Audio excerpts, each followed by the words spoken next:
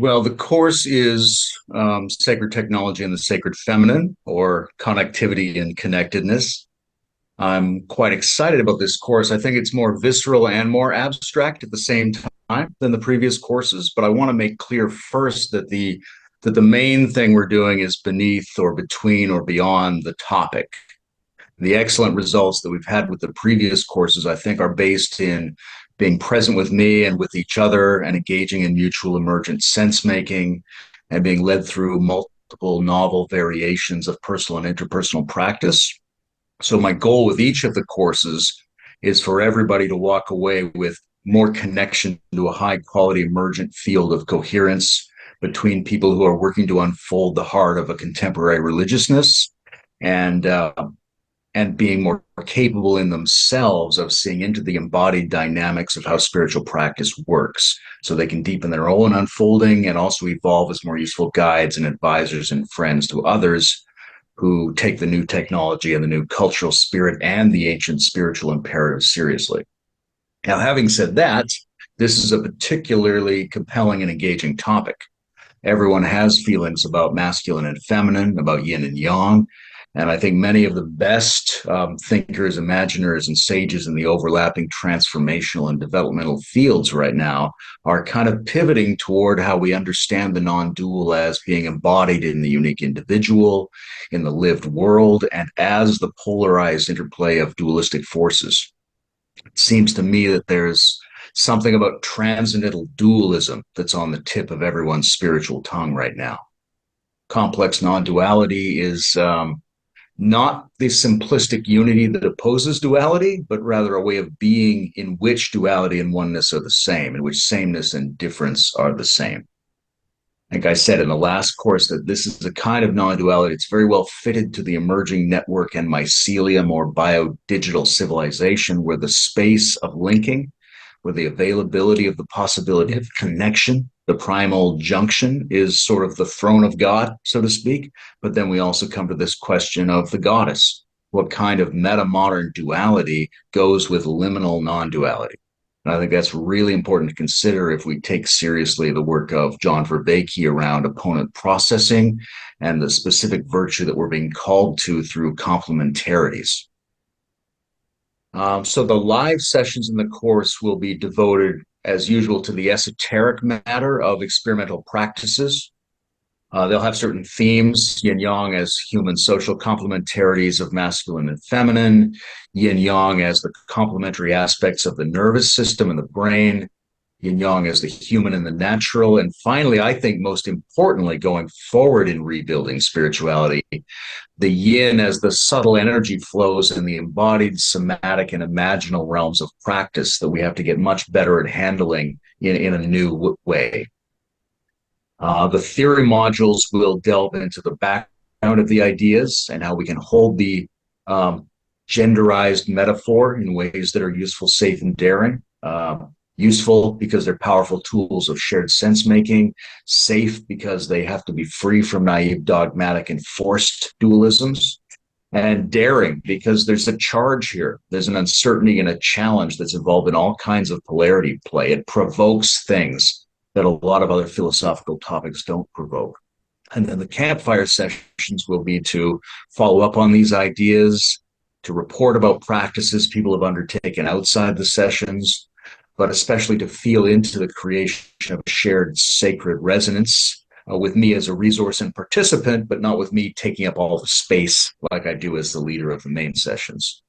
So you could say the campfire sessions are the yin if the theory modules are the yang.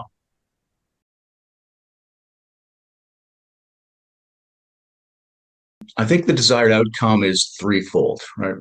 The first two are general to all the courses. We want to deepen people's experience of a shared field that is capable of being the seed for a new religiousness that's actually authentic, that actually works for us, that actually fits the historical moment that we're in. The second one that's generic is we want people to get better at their own spiritual practice. better at understanding the dynamics that make their practices work, and better at understanding how to then help others go through spiritual practices, understanding the ones they've inherited and improvising new ones that are appropriate to their typicality and to the world we live in. Now, the third piece that's very specific to this course is how do you handle masculine and feminine, the yin and yang, in, let's say, a metamodern context? Right? That dualities and polarities, and in particular, the human sexual metaphor of dualities and polarities, has played a huge role in all traditional spirituality and religion. So it would be foolish to think we're going to leave that behind. The kind of spirituality and religion we're rebuilding today has got to incorporate that somehow. But we have to be able to do that in a way that's sensible and safe and challenging and daring, and understands it as a metaphor, can take it or leave it, can profit from it as a tool for sense making, but doesn't get trapped in simplistic reactive dogmas culturally communicated about what male and female are. So we want it to be very broad, very diverse, but not in a way that leaves behind any of the power that we get from thinking in terms of masculine and feminine.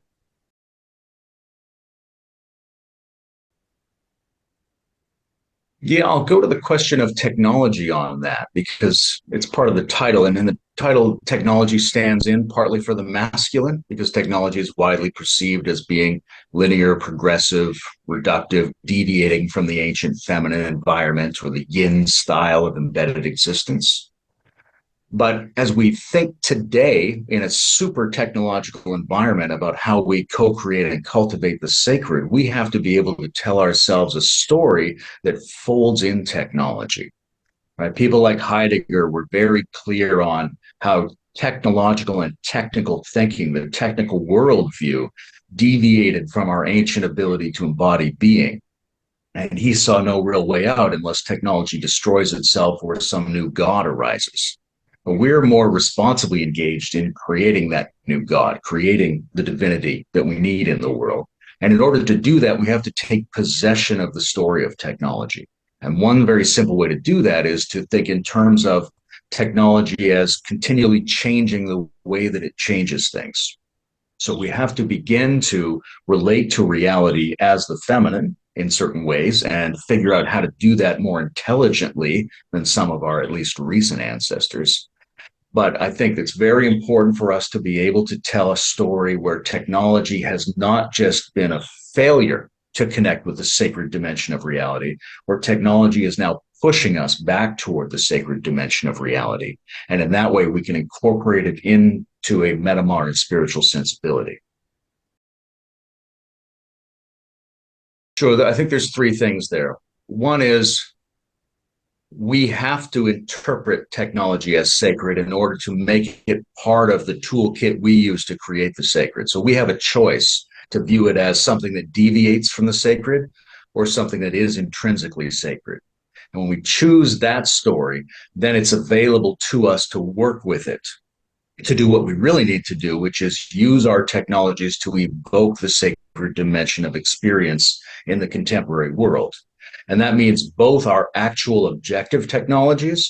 There are lots of ways in which digital tools and many of the other things we have now can be used to evoke the sacred if we have that intention. But also there's a new thriving discourse around psychotechnologies and the idea of thinking about all kinds of ancient sacred making, spiritualizing practices as being technological tools. And that form of thinking is bearing tremendous fruit. It's extremely vibrant. It's incorporating the ancient and it's creating the new. And it's being phrased in a way that fits in with the technologically dominant world that we exist in today. So if we don't affirm technology as sacred and as capable of producing sacredness, then we're not going to be able to undertake those tasks ourselves because we are fully embedded in a technological situation now.